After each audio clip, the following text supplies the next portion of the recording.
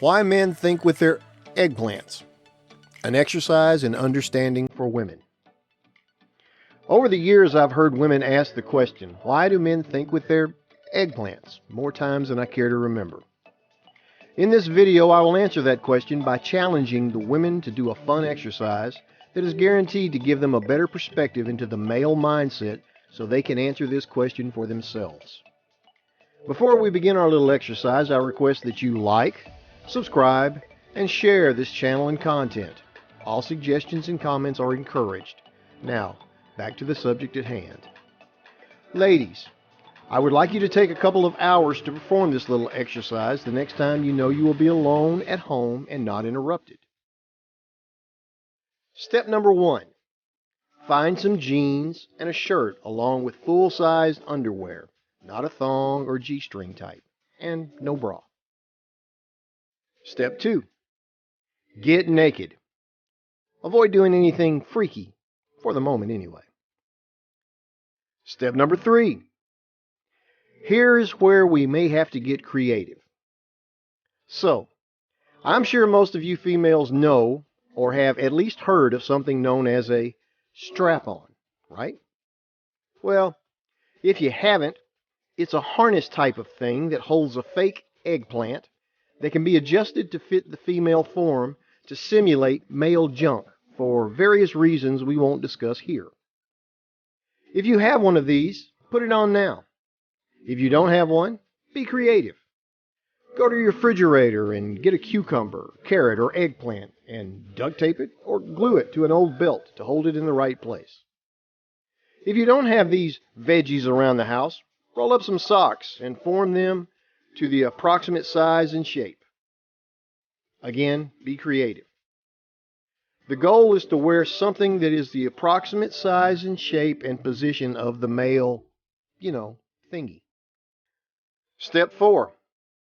Once you're proudly wearing your accessory, it's time to get dressed. So put on your underwear/panties over your newly added junk. Step 5.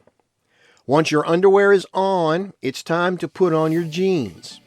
As you're doing this, you may notice that you have an important decision to make.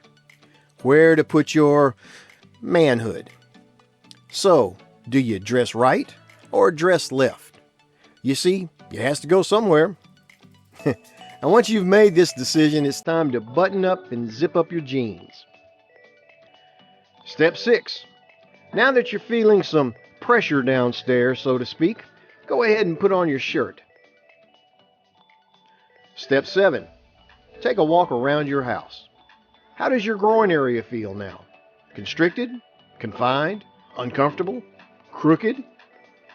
Bend over, squat down, pick something up.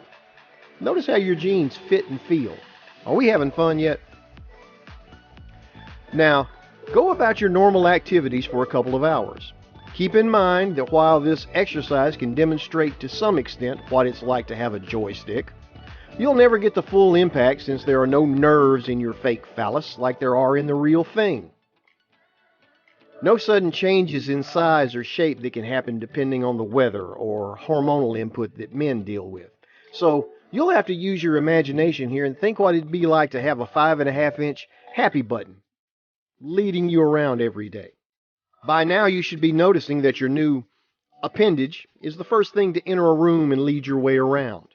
Does it make you feel self-conscious? All lumped up to one side or the other? Imagine going out in public with that. How self-conscious it would make you feel.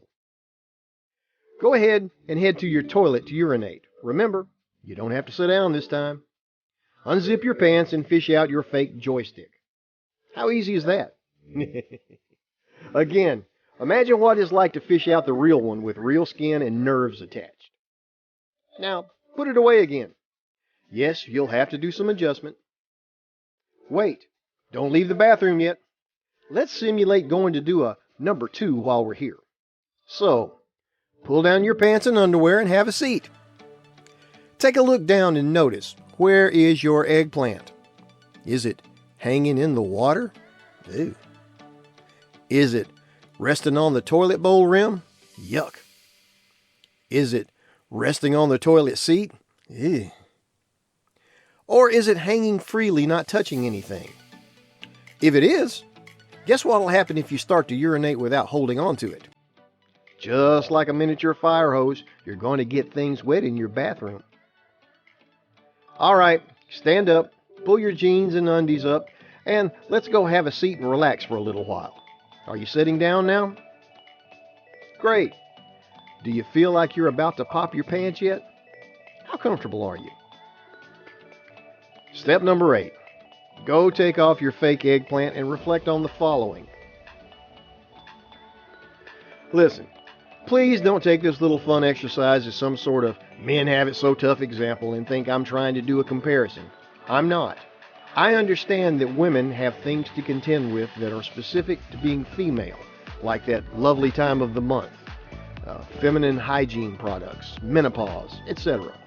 This is not some comparison, only an exercise to attempt to answer the question of why men think with their joystick.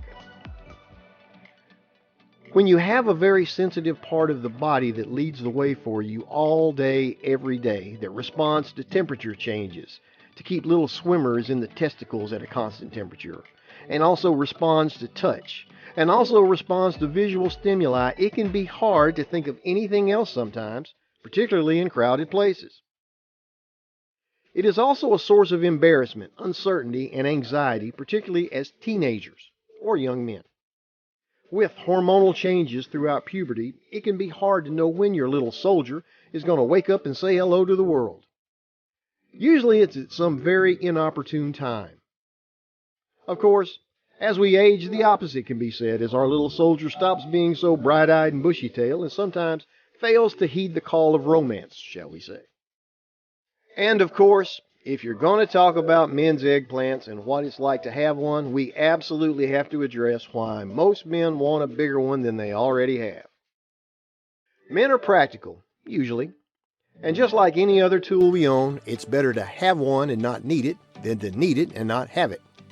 The same can be said of size. It's better to have extra and not need it than to need it and not have it. It may surprise most women to find out that a large portion of men don't really know how they measure up to other men, and there is a bit of insecurity that can come from this lack of information.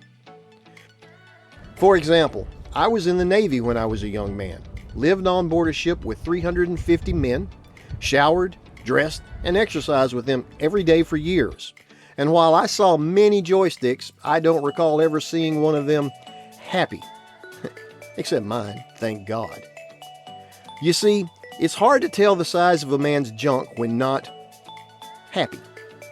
There are growers and there are showers, and generally speaking, we don't really know who's who. Men are naturally competitive, even when it's something we have no control over, like joystick size. It's not very smart, but it is what it is. In closing, I hope this little exercise was enlightening and helpful when pondering the age-old question of why men think with their you-know-whats. Be well and survive.